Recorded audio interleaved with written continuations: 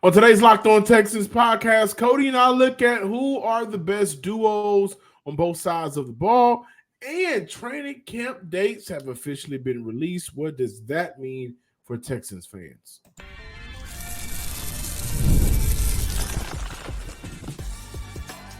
You are Locked On Texans, your daily podcast on the Houston Texans. Part of the Locked On Podcast Network, your team every day. Welcome in, everybody, to this Wednesday episode of the Locked On Texans podcast, a part of the Locked On Podcast Network, your team every day. Happy Juneteenth. We celebrate pride here on this show, but y'all know that. Thank you to all of our first-time listeners and viewers. Please subscribe, like, and comment to the Locked On Texans podcast on YouTube and wherever you listen to your podcast. Also, thank you to all of our returning listeners coming back to listen to Cody and myself rant, get our thoughts off, the whole nine. But as we talk Texans here on the Locked On Texans podcast, on the other side of the screen, Texans credentialed media member, Sports Illustrated's own Cody Davis. I'm your Texans football analyst, Johnson Sports Guy Hickman. On today's show, we will be looking at the best duos on both sides of the ball. We open up today's show looking at training camp. The Texans released their training camp date. Keep in mind, Houston is playing in the Hall of Fame game this year. So it's kind of pushed up a little bit, a few days. The camp starts on the 18th. We're going to talk about what that means for the Texans fans. But first, today's episode is brought to you by FanDuel. Make every moment more. Right now, new customers get $200 in bonus bets with any winning $5 bet. That's $200 in bonus bets with any winning $5 bet. Visit FanDuel.com/lockedon to get started.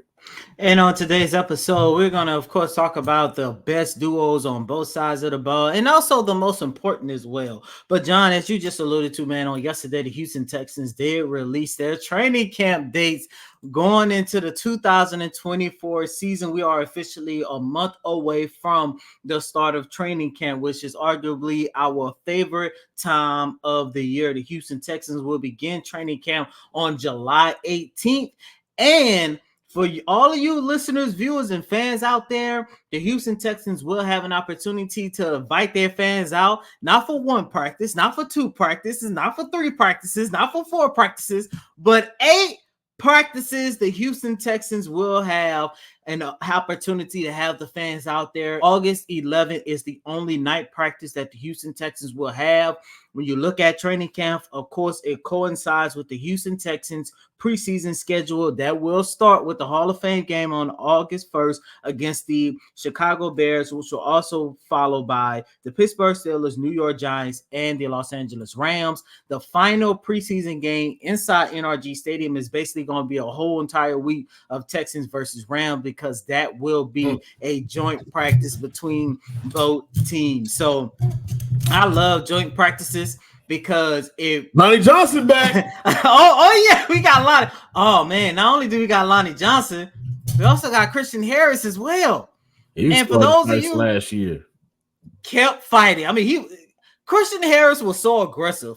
He was starting fights with his own teammates. And then when Miami came to Houston, every single day, it was a fight. And John, to your point, Lonnie Johnson Jr., probably the best thing that we ever seen Lonnie Johnson do was wrap up the intensity during his time, his first tenure here with the Houston Texans, with the joint practices that they had. I can't remember which team. Was it Green Bay? I was about to say, I can't remember the team, but I believe it was Green Bay. His very first practice, remember, he got kicked out because he hit one of their players way too hard. So as you guys know, the Houston Texans, man, training camp is going to be a blast for this upcoming season, John, because the one thing that always caught my attention about training camp was the fact that this organization, we know, never really had an opportunity to enter training camp with expectations. However, regardless if there was winning 4 games, 3 games, or come to find out 10 games with your new franchise quarterback, every single training camp that the Houston Texans had since we've been covering this team has been competitive. And I cannot wait to see what these new guys like Stephon Diggs, Danielle Hunter, Azeez Al-Shire, like, I cannot wait to see what these guys are going to have an opportunity to do in training camps, just to see how they're going to intensify these practices. Because look, OTAs in mini camp, was competitive. OTAs in minicamp was entertaining. OTAs in minicamp gave you a preview of how good this team can possibly be in 2024, and it's just going to get better come the start of training camp. You know what I like? I like Houston will have 4 preseason games. Now you can look at the Hall of Fame game and kind of shake it off a little bit, but that's 4 games to give them a good insight, and I hope they take advantage of it. A good insight on the players that they need to keep around. We talked about the QB battle. I think that this preseason, Houston needs to do a better job, not only for the QB, but also for the wide receiver room to air it out a little bit more. They didn't do that last preseason. I was kind of disappointed in that. It kind of makes sense because you had CJ learning, and Davis don't really air it out. He got the arm for it, but you don't really air it out. Yeah, that's true. But for the wide receivers this year, they're going to need those opportunities. We talked about it several times on the show, on social media, on guest spots. We got 2 guys that we're looking at that could potentially take over those final 2 spots: Xavier Hutchinson and Jerry Wayne, right? But they're going to have to get those opportunities to do so to beat out a Robert Woods and Noah Brown. So 4 games, 4 preseason games. I'm excited to see how that'll turn out for Houston. Running back wise, Damian Pierce, I think he'll get a good opportunity in preseason, along with rookie Jawar Jordan out of Louisville. I like that for Houston, and I think just looking at the training camp dates and giving fans 8 days to be out there. Mm-hmm. Was it 8 last year? I don't remember. I don't think so. This is the was first time 8. I've seen it was 8. If anything, it probably was 4 because ever since we've been around, it's been like 3 or 4. Which then again, it was not like it was much to look at. Well, and that's to my point. This is kind of new and uncharted waters for Nick Caserio. He's a little loose. Winning cures all, and that includes stiffness. And Nick Caserio was very stiff, so I don't know how much of a hand that he has in that, but 8 training camp days for fans to get out there. You got 8 opportunities to go see your team play some football. I think that's spectacular. I don't have any real thoughts, notes, but I like the fact that Houston is changing it up a little bit with those 8 days. I really do. And you know what? That's a part of the conscious effort led by the top and Cal McNair to include the city, include the fan base, and allow that inclusion to build a relationship back with the fan base, which I think that will lead to more packed out games in the NRG Stadium. And I like 4 preseason games for some guys that, as of right now, we consider bubble guys or guys that don't have their spot guaranteed. So I like that for Houston during the training camp time. Fans will have an opportunity to start getting their tickets. It's free, by the way, but fans will have an opportunity to start reserving their tickets on Thursday morning. So please make sure you guys get up early, start reserving them tickets because they will go fast. Go ahead, you know what I was laughing about? What? I'm gonna ask you, Cody. I want to ask Brandon K. Sky, Big Sarge, and some of our other friends of the show. How often do your family members, they know what you do, how often do they ask you for some tickets here and there? Every time. And I don't think they understand. We don't work for the team. We have nothing to do with that. I'm broke. With the lottery ticket, Bob Wild and Brendan, I'm broke. You can fix that. We got it. But to your point, those events for fans to come out, those practices are free. Please be sure to jump on them, right? If you don't get the first go round, you'll have 7 more tries to get out there to see your Houston Texans.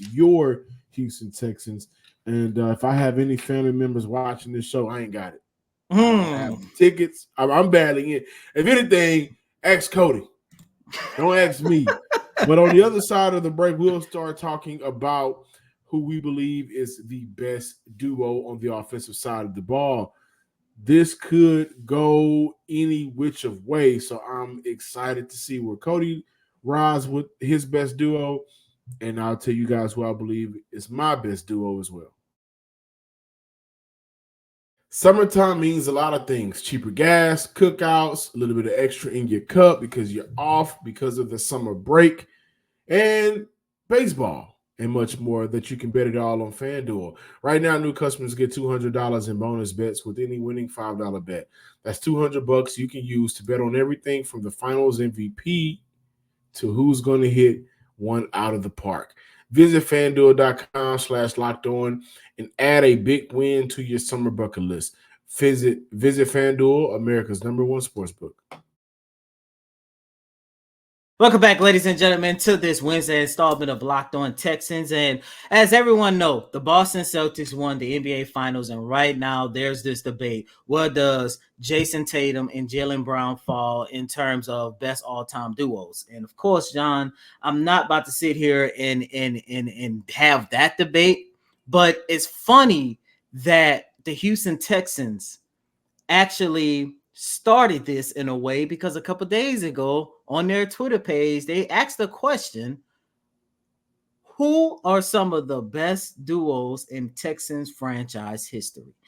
And it got me thinking. And at first I wanted to revisit the past and see who are some of the best duos. But I decided to say, you know what? Forget the past. Let's look towards the future. And let's look at the best duos that the Houston Texans have going into the 2024 season. John, you want to take a first hit at it? On the offensive side of the ball, I think is bar none, hands down, no question, Nico and Stephon Diggs, the wide receivers. And if this was a trio talk, we would also throw Tank Dell in the mix, who just recently he was training with T.O. He was out there with T.O. having a conversation with T.O. But he said he feels like he's going to be better than he was last year. We know that Tank Dell was on the way to a 1K receiving season as a rookie, but by no means is it anybody on the offensive side of the ball that I believe will be more impactful as a duo than Nico Collins and Tank Dell. You can maybe look at Laramie and Titus, but right now you got a former All-Pro receiver. You got a receiver coming off a career high. Both of those guys will be looking to do damage with C.J. Stroud. And that's where I'm going. I'm going with the best duo on the offensive side of the ball. And look, it's going to be easy for somebody to say CJ and this wide receiver or CJ and Joe Mixon. But I look at the best duo on the offensive side of the ball, and also the most important duo as well, and that's Laramie Tunsil and Titus Howard, because both of those guys, if we go back to last season, they battled through a lot of injuries. Titus Howard only played in 7 games and looked like a shell of his former self. And then you take a look at Laramie Tunsil. Even though he still had a Pro Bowl caliber season, he had to battle through injuries. And everyone knows who's been rocking with the show over the last couple of weeks, ever since the start of OTAs. I've been banging on this table saying I truly believe that the Texans will have the best offensive team by the end of the 2024 campaign. You already have the quarterback, you have the weapons, you got the running back, you got the tight end, but I don't think none of that is going to have an opportunity to prosper unless that offensive line is able to hold its own. And both of those guys are very important. And as we already saw, when this offensive team was not as good, those two guys were still holding their own and trying to keep the pocket clean for Davis Mills, for Jeff Driscoll, for Tyrod Taylor. Thankfully, you don't have to worry about those names. And plus, you also got to take a look at it from this standpoint. Look how good C.J. Stroud was last year with a somewhat depleted offensive line. Now, just think if Laramie Tunsil and Titus Howard can get back to the player that we all fell in love with over the last, 3 to 4 seasons. Now you're looking at a situation where C.J. Stroud is going to have more time to orchestrate in the pocket. Now you're looking at a situation where this offense is going to get even more efficient, even more explosive. And I think both of those guys can definitely be the best duo. I also want to mention this as well. Best duo, C.J. Stroud and Bobby Sloyd. If I could go for a number 2 pick. It gotta be. What's your question? Who is the most underrated duo on the offensive side of the ball? Oh, once again, I'm looking at the big boys up front. Kenyon Green and Shaq Mason. No, I'm only saying that because look, John. I'm only saying that because look. This is where I'm going. What has always been Kenyon Green's best offensive attribute? Being able to, be a run blocker. Okay. What is Shaq Mason's best offensive attribute? I mean, you can say run blocker. I think Shaq Mason is, in between, but I could say run blocker. Okay. You already know what Joe Mixon can do. He's always having an opportunity to find those gaps and holes. If you want your offensive, if you know this team is going to run the ball better, it starts with those big guys up front. And if Kenyon Green and Shaq Mason can be the run blockers that we're all hoping to be, that's going to be your underrated duo. And plus, you say underrated. If you're looking at the Houston Texans taking a potential jump in their rushing attack this year, those guys not going to get the credit. It's going to be Joe Mixon. I do want to refute that if the running game is better this year, the offensive line will get no credit. I think that regardless of who's going to be a running back, we know it's going to be Joe Mixon. Mm-hmm. If those guys are healthy and in the positions that they need to be in, then they will get a lot of credit. But the reason why I can't say and go with, this is just me, with the duo of Shaq Mason and Kenyon Green is because I need to see at least some playing time from Kenyon Green. I would roll with, and you know what? I'm going to say this. Dalton Schultz and Brevin Jordan, as of right now, I think is a very underrated duo for this offense, especially with how the season ended for the Houston Texans. Both of those two tight ends made plays, whether it was Dalton Schultz against Tennessee with that spectacular catch, whether it was Brevin Jordan in the playoffs with his, 70-yard TD run. I think when you look at who's underrated, like flying under the radar type of guys, Houston brought back Dalton Schultz for a reason, and Brevin Jordan is still on this roster. I think that he'll be competing very well. I'm excited to see what he does in training camp. But those are my underrated duo on the offensive side of the ball right now. Defensively, Cody, we'll talk about that next. It's easy to go with the guys up front. It may be another pairing. We'll talk about that and more on the other side of the break. Welcome back in, Locked On Texans listeners and viewers. Best defensive duo for the Houston Texans. I think it's just too easy to say Will Anderson and Danielle Hunter. Yeah. But the fact of the matter is, the best duo is Will Anderson and Danielle Hunter. And that's just what it is. I mean, I've seen guys, shout out to my boy Corey Barrett, who believes, and Sarge is also a part of this train, who believes that Will Anderson can be a defensive player of the year. Mm-hmm. Sarge believes that he has an opportunity to be better than J.J. Watt.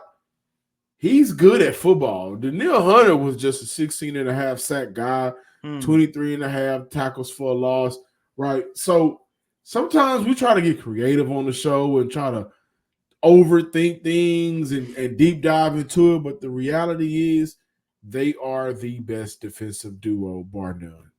Yeah, I 100% agree. But to your point, like you mentioned in the last segment, who is the most underrated duo? And for me, I will have to go with basically a position tandem, like you just mentioned in the last segment, Autry and Khalil Davis, because so many people have a lot of not a lot, but some concerns about the interior defensive line. But like we talked about last week, Autry could end up being one of the best offseason acquisitions that the Houston Texans were able to make. Even when you take a look at Khalil Davis, I mean, you can make an argument that he's probably one of, if not the most underrated player. But when you look at the limited snaps that he played last year, he still had an opportunity to record 2.5 to 3 sacks. So I think those two guys could be your quote unquote underrated. John, I know you will not like this next pairing I'm going to say, because it's probably going to go hand in hand with what you had to say about Kenyon Green. You want to see more, and that is fair. But if he takes over at CB2, the next best defensive duo is going to be Derek Stingley and Kamari Lassiter. I'm already calling it right now. once again, I understand we have to pump the brakes just a tad bit because once training camp starts, we're going to see this team in full swing, in full pass. The intensity, the competitiveness, everything is going to ramp up. But I think those two guys will definitely be one of the best defensive duos for the Houston Texans for this whole entire season. It's gonna get interesting, man. You know, I think defensively, I don't want to say underrated or under the radar because I'm really excited to see what between the three. Now we kind of get away from the duo, but between Jimmy Ward, Jalen Petrie, Kalen Bullock, I'm interested in that. Again, the one thing I love about Kalen Bullock's game is his ability to fit what Houston needs. And that's somebody you can trust back deep as a single high safety with the athletic ability to cover from hash to hash and the range to do that. But I can't say, well, Kenyon Green ain't played last year, so how can he be and put him in an underrated mix if he's just coming out of college with no NFL experience to this point. But I am interested to see how they can help Houston get better. Houston got better at stopping the run last year. Tremendously better. Gave up less than 100 a game. Gave up less than 100 a game.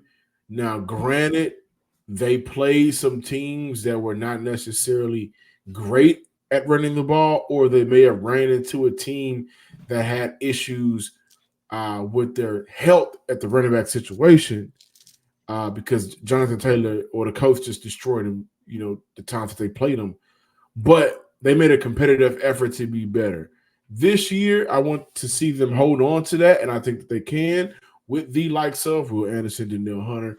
I think Houston does look to bring in another body at some point between camp and maybe week 3 of the NFL season at the defensive tackle position, depending on how training camp and preseason goes. But they got to get better at stopping that pass. That was a big issue for Houston last year. And again, the trio of Jimmy, Jalen, and Kalen, I think can help Houston disguise defenses better, their schemes better, and you may be able to do that two playmaker on the field type of deal if Jalen Petrie can live up to his potential. So, again, not a duo, more so of a trio, but that position group, I think maybe flying under the radar because we haven't seen Kalen Bullock play football yet and the disappointing season Jalen Petrie had last year. Thank you guys for watching today's episode. Please be sure to subscribe, like, and comment to the Locked On Texans podcast on YouTube and follow me on Twitter at John_Hickman12. And as always, I'm your host, Cody M. Davis. Please remember to follow me on Twitter at CodyDavis_24. Once again, that's Cody, COTYDAVIS_24. Until next time, ladies and gentlemen, peace. Peace.